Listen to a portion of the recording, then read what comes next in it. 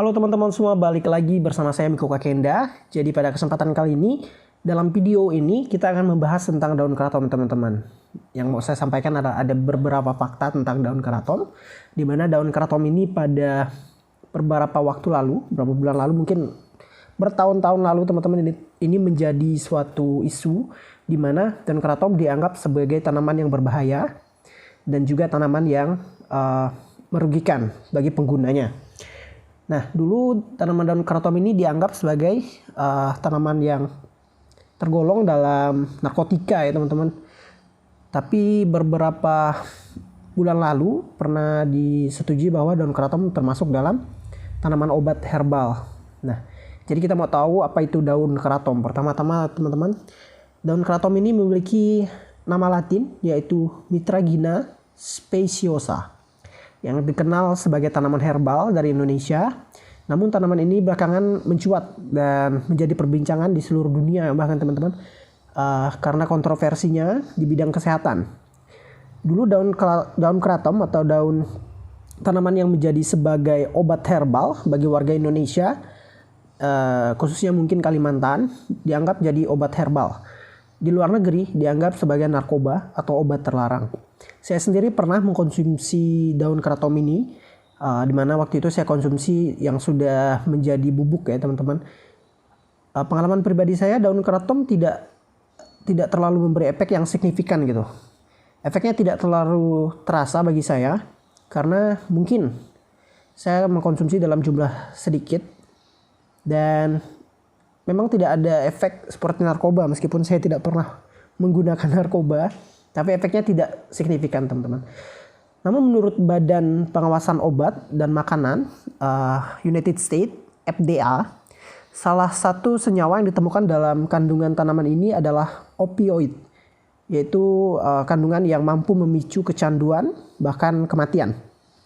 FDA mendesak pembatasan lebih besar bagi terhadap penjualan keraton, menyusul masih ada 43 negara bagian di Amerika Serikat yang melegalkan konsumsi daun tersebut. Ya, kita tahu juga banyak ekspor daun keraton itu ke Amerika, teman-teman.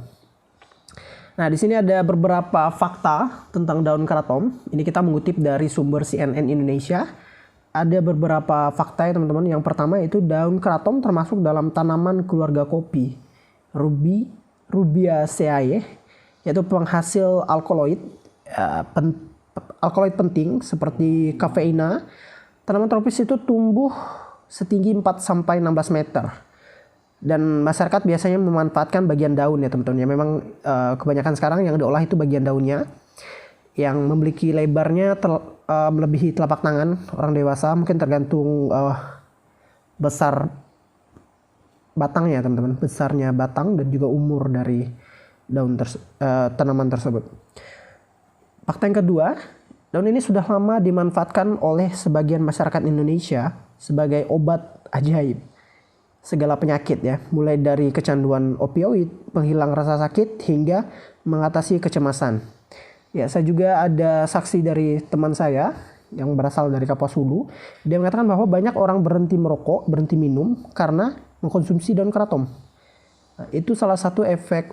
Mungkin secara kesehatan kita belum dapat bukti yang secara klinis ya teman-teman. Mungkin hanya pengalaman orang, karena memang riset tentang daun keraton di Indonesia masih kurang.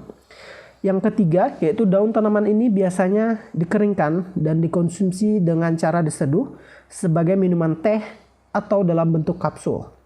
Nah, kemarin saya mengkonsumsi daun keraton itu dalam bentuk bubuk teman-teman. Jadi kayak kita bikin kopi gitu, tambahin gula, dan baunya itu seperti matcha, sangat mirip.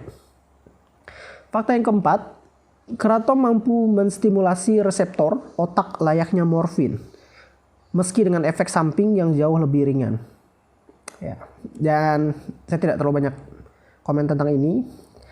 Yang kelima, yaitu tanaman herbal ini termasuk tanaman psikoaktif yang dimanfaatkan sebagai jamu dan ramuan medis tradisional di sejumlah wilayah Asia Tenggara sejak ribuan tahun silam. Oke, ini fakta yang menarik juga karena daun keraton sudah dikonsumsi bahkan sejak lama oleh masyarakat yang ada di Indonesia dan juga di Asia Tenggara ya teman-teman.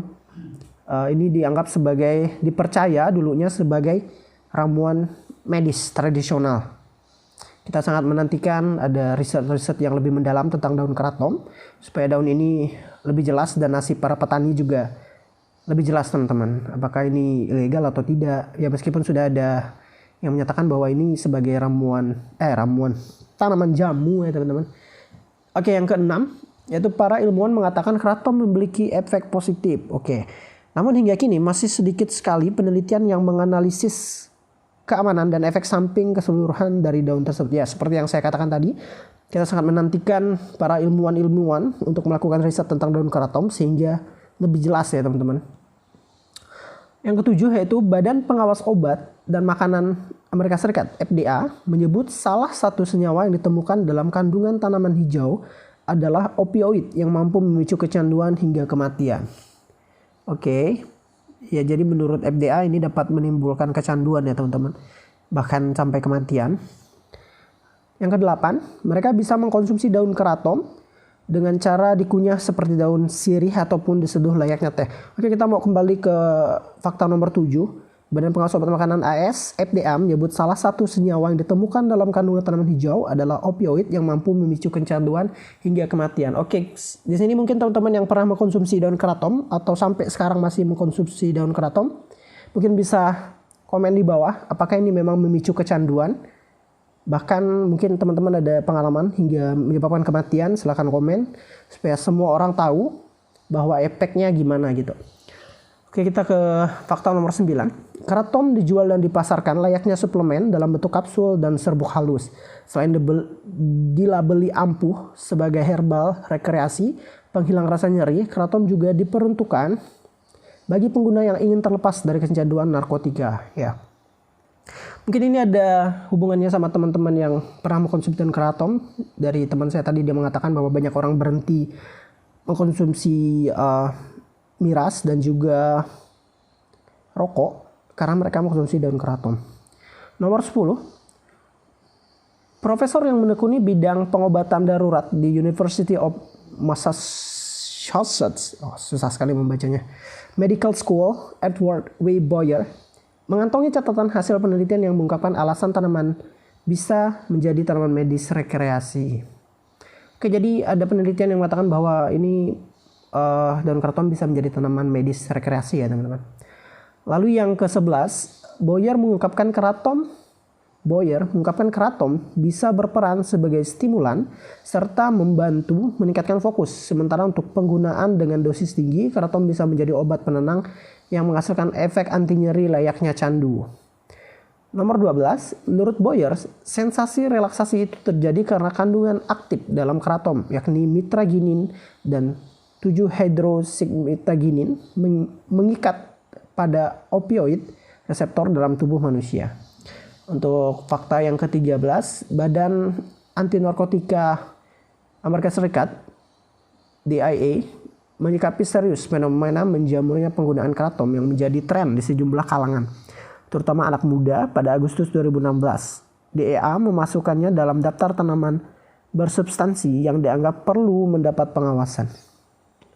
Oke, ada 13 ya, teman-teman. Fakta keraton ini kita ambil dari CNN Indonesia. Dan ke-13 fakta ini memang perlu kita ketahui ketika kita mau mengkonsumsi daun keraton ya, teman-teman. Dan menurut saya daun keraton, pengalaman saya sendiri kita mengkonsumsinya, ini tidak terlalu memiliki efek yang signifikan terhadap tubuh kita. Misalnya kita konsumsi lalu mabok, seperti itu tidak ya, teman-teman. Dan selain itu banyaknya polemik tentang daun keraton, tapi banyak juga orang yang diuntungkan dari daun keraton, teman-teman. Misalnya para petani yang ada di mungkin Kapuas Hulu, mungkin di daerah lain, mereka mendapatkan hasil atau mendapatkan nilai ekonomi dari daun keraton sehingga mereka bisa hidup dengan layak atau bahkan menghasilkan penghasilan untuk keluarga mereka ya, teman-teman. So, jadi bagaimana menurut kalian tentang daun keraton? Silahkan komen dalam kolom komentar. Buat yang teman-teman yang sudah mengkonsumsi, silahkan share juga bagaimana rasanya setelah kalian mengkonsumsi daun keraton. Sekian saja video dari channel Miko Kakenda pada kesempatan kali ini. Jangan lupa subscribe, share, dan juga like jika teman-teman suka. So, sampai bertemu di video berikutnya.